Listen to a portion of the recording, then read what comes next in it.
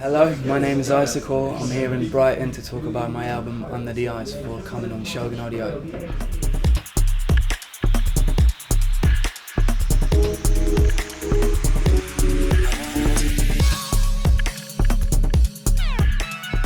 Basically, the first thought I had with making it was making something that's not just a bunch of 12 inches, like, you know, just dancehall music like I was doing before that, but just sort of to take it to a different level. Make it an interesting project to listen to, make it coherent but diverse, making sure that my influences are represented properly, like, you know, the history of what I used to like, where it needs to go, what it needs to be as well, sort of my vision for the sound, if you would. What I started doing is just kind of get a concept behind it at first, just have an idea, just kind of mess around, make a couple of different tracks, see how they fit together and what the sound is sort of, you know, is going to be. And that's about, I don't know, 2 years ago now when I started on it. You know, I signed a deal with Shogun, just, you know, mainly to start working on this album. They could back me up, they could, you know, help me out, they could get the singers. And, you know, I just started from quite a concept phase where I just started thinking about what I like, what does it need to be.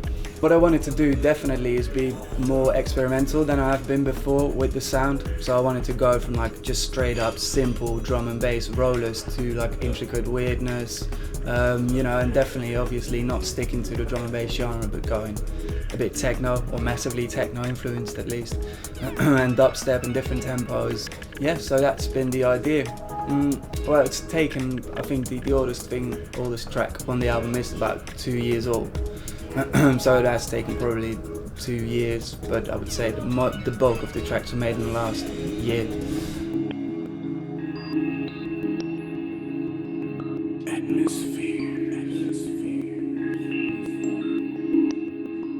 One of the first things I thought about the first track is I wanted to write an actual first track, an introduction type track, not dancefloor at all, just quite experimental, musical introduction into what the album is going to be, quite a build up, like sort of a crescendo type tune, and yeah, I don't know, like sort of sound wise I was just kind of thinking quite experimental, almost like representing like the various kind of aspects of the sound of the album, like techno, especially Pat's quite monolake type influence, I think, but also like quite abstract, like photechy influence in there, quite obviously, I think, and just kind of merge that all together into sort of like a building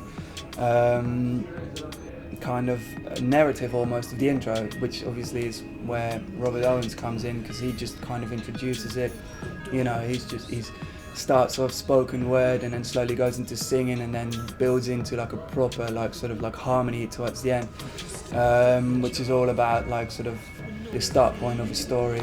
You know, and that's what the tracks turned out. I'm really happy with the way, definitely, especially with the way the vocals merge with the track, and it's just like a little sort of like, I don't know, I wanted to come slightly different, like an unexpected angle, but like a definite intro in a way, and yeah, that's been the idea mainly.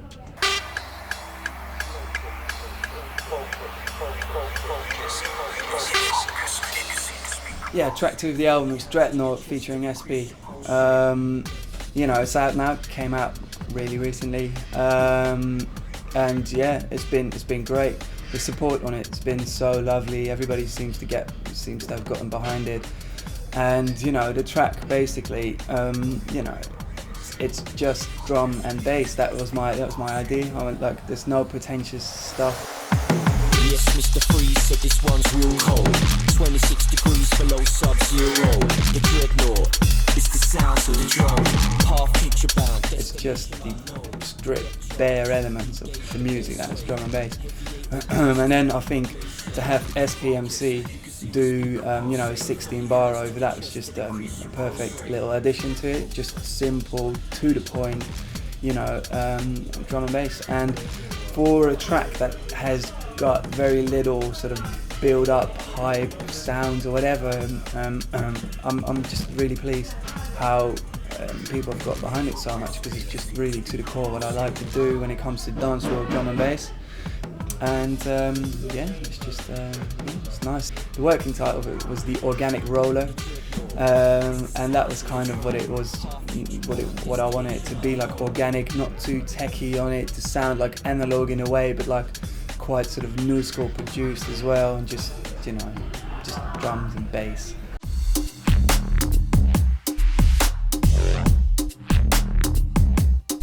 Track number 3, Breathing Again.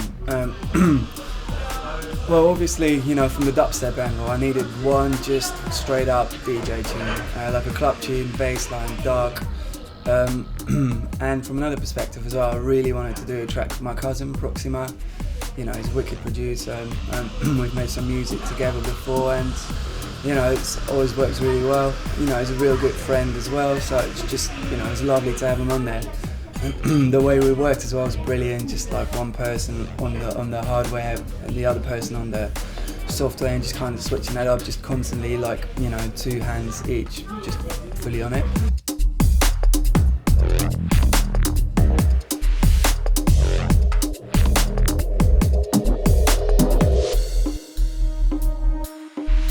Basically, we wanted to do just a 140 straight, dark, dubstep track, and I'm really happy the way it came out. It got, like, you know, good support. All the dubstep guys seem to love it. And yeah, I remember the first time I played it just to test it. It was at Plastic People, and I played back to back with Youngster, and yeah, it's just carnage. So that was lovely. You know, the vocals on it I'm really happy with as well. Just give it that sort of eerie, creepy vibe. Just kind of change it up as well, not just a straight up thing, because of that maybe improves the listenability on the album as well. You know, the iPod value goes up a bit. And yeah, I guess that's what the track's about, just a 140 mix track.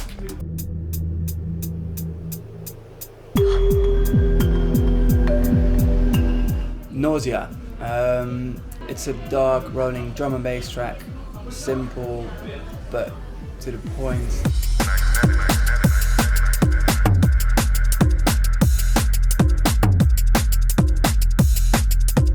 It's quite technical, it's really controlled, you know, very clean in a way. It's got like the little melody on there though, which is basically sort of a xylophone type of vibraphone kind of sample, just to sort of give it that organic edge, that sort of technical kind of side of the music. It's quite moody, I wanted to sort of set like a proper mood with it, but just to give it quite a bit of dance floor value as well, sort of right in between that area. You know, the track title as well, Nausea, is obviously a reference to very similar sounding outfit in a way, from which I've drawn some inspiration over the last couple of years. I've got a lot of appreciation for them. And yeah, that's what the track's about, a bit of that old sort of techie, proper neuro, maybe conflicty sound, merged with maybe a bit more of an atmospheric, kind of icically cold type sound.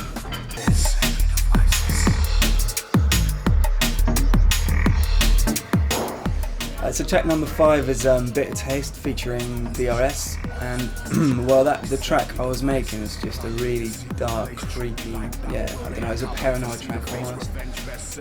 It was called, as a working title, it was called Dark Passenger. It's got maybe sort of in terms of the vibe of it, quite a bit of that Dexter type atmosphere going, you know, the mind of the killer.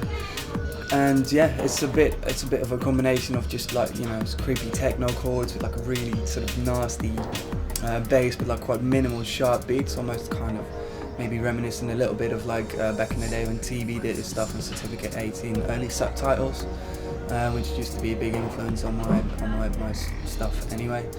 And then when the track was kind of finished, we sent it over to DRS to see if he wanted to do a vocal for it, and basically he just instantly came back with like the final version pretty much. He recorded the vocals himself. I did like sort of the post-production then afterwards, but like yeah, the vocals he came with are just all on that paranoid tip. Like they're like, he's just kind of sort of rising almost, like the mood of the vocals that he does as well while he does them, and just to kind of get more angry and like more worked up, you know, really, you know, vengeful. It's about revenge, you know, and it just kind of works with the track very well. It's an angry one, a creepy one. It's also one of the more like proper, you know, featured like vocals on the album, actually telling a story with a chorus verse type structure, which I think is really good.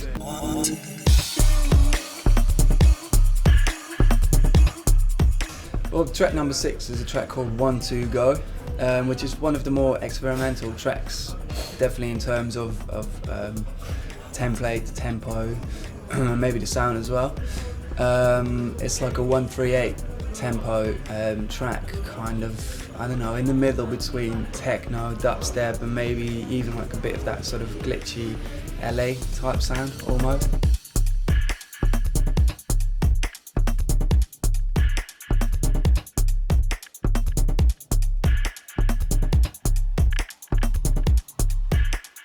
You know, I'm just massively into techno. I think it has a bit of that sort of cold, glitchy, like percussive type production on it. But then it comes obviously quite at almost dubstep speed. It's got quite a subby, like sort of drivey bass line as well. And then sort of in the breakdown, I broke up my SH-101 and did a little LA slick solo on it. You know, it's all played live, you know, MIDI, just a recording, one go.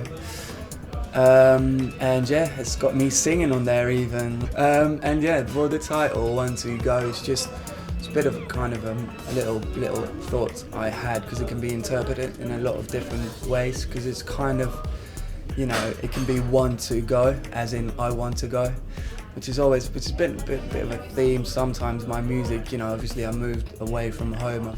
It might be a little bit of the, you know, the melancholic side of that track, but also it's 1 to go, seeing as it's just a bit different, so it's just 1 to go, an extra one. So it's just the kind of combined, I don't know, like I said, the different influences, these different kind of concepts and ideas, and it's just, yeah, it's maybe a bit more of a personal one as well.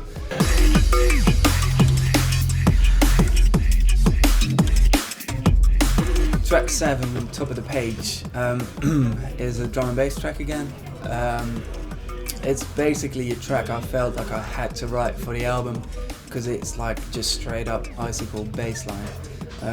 You know, weird beats, like intricate percussion, but just a huge, like, long bass line, you know. And I felt needed to have one of those, you know. It's what I started out doing a lot, I guess. People kind of know me for that sound, and, you know, it might not be that much of an innovation in itself, but I think it is, you know, as a track, pretty sort of solid at what it's supposed to be. You know, it features a little vocal, or like a little sample, kind of also almost implying what I just said as well, from a wicked indie film. I'm not saying the title, but go and look for it, you might find it. Which is basically about like quite a scientific sort of time travel type quantum mechanics angle, which is quite something I'm interested in anyway, and that sort of resonates with this track as well. I think, seen as it's kind of a technical, like straight up, you know, bass line track. That's really what it is. I need your love. Alright, so track 8, Redemption, featuring Robert Owens. Well, basically the track I made was like a 140 type dubstep kind of housey thing. It's like straight up DJ kind of track, like the way it was built up as well. Just like a, you know, like a mix track. So we thought like it might be a possible track as well, for, like, you know, a vocal might work with it real well, like do it a vocal basically. So, you know, we started thinking we with Robert Owens quite quickly. So we basically recorded him. You know, it's brilliant. His vocals were wicked. What he did, like, he just laid it down, like no effort. Just amazing. And yeah, when I got the vocals back from the recording engineer, I started sort of putting them on the track, and then decided to kind of restructure the track, make it a bit shorter, give it like a more deep, intricate breakdown, like keep it a bit more sort of deep in a way. And I added, like, sort of after the breakdown, I added this Detroit stat, basically this little extra ding, because I just felt like it needed it. I've always wanted to sort of be like a Chicago, Detroit producer anyway, secretly in my dreams. And, you know, working with Robert Owens, you know, it's about as close as I'll get. And, you know, just adding that little stab, it's just that vibe, you know, that just like the full-on, the classic Detroit, Chicago sound. So we sent it out to a couple of radio DJs. The support's been really good. Like, I've had quite a few Radio 1 plays, and Yeah, it's just a bit of a different one, different angle, different market, but something I really like as well, like a sound that's influenced my drum and bass definitely, and everything I do a lot. So it's just really nice to have one of those tracks on the album, just to kind of represent my influence from that angle.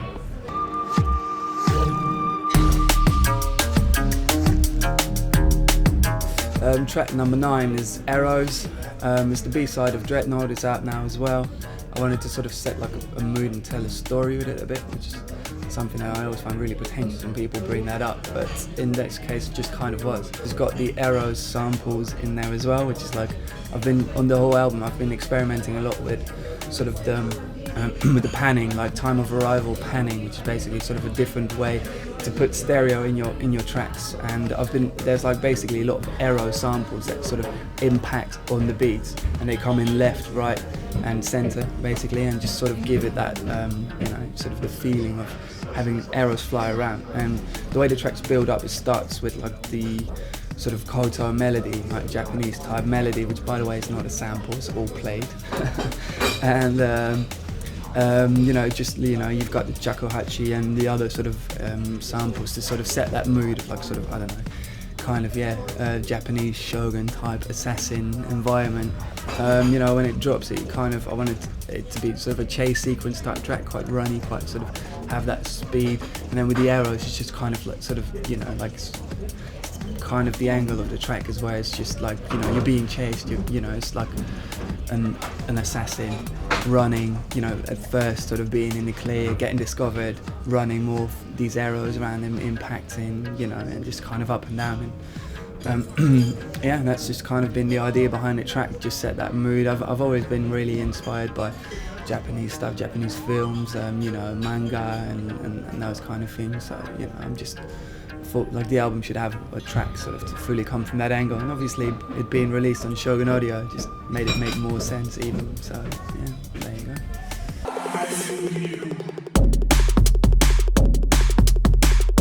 Track number 10, I Feel You. Basically is one of the later sort of like kind of mixed type drum and bass things I made in the album project, and one of the realizations I had sort of like coming towards the end of the project is like there's not enough Johnny L influence on here.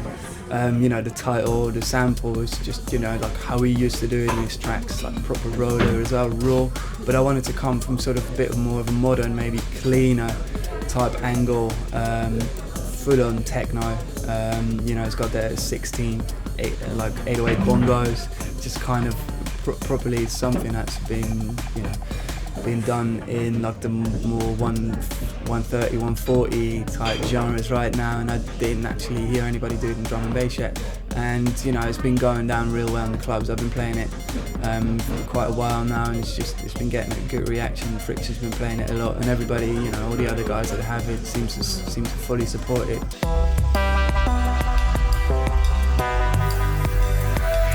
So track number 11, it's a track called Naropa. It's the outro, it's the last track, and again, like with the intro, I wanted to write like quite a specific outro type track, and in fact it's probably the oldest track, like the earliest one I did of all the tracks of the album, and quite as soon as I did it I thought this is an outro for my album.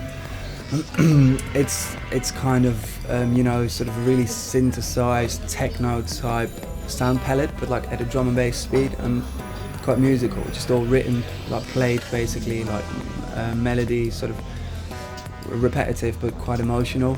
And the track's called Naropa, and it's obviously something to do with how I'm from Europe, from Holland, moved over. It's a bit of a nostalgic one, thinking back. It's, I guess, quite emotional. It's just a track written about home, and the sort of the nostalgic feeling, it's obviously a little bit of sort of a homesickness that kind of comes through in it, and that's what the track really was about. And it's a bit of a dreamy one, it's sort of one to kind of drift off with a little bit, maybe, and just think about stuff, and just for the album sort of start up, and it got like quite a bit of like sort of dance floor momentum in the middle, and then this is sort of the outro. You just kind of, one of those tracks, I kind of wanted it to be where you listen to it, and then once it's actually stopped, like for a couple of minutes, you're not really fully aware that actually the album stopped. You sort of in your little zone, and you go, oh shit, the music stopped playing. I mean, oh heck, the music stopped playing. And yeah, that was the aim of the track. And you know, when you're listening to that as well, with the whole reference to the couple of minutes of silence, you know, the album has stopped playing, just, you know, keep that couple of minutes of silence going for a bit and see what you discover, possibly at the end of that track. Who knows, there might be more there, you know what I mean? For more information on my new album or any other releases, check out www.shogunaudio.co.uk.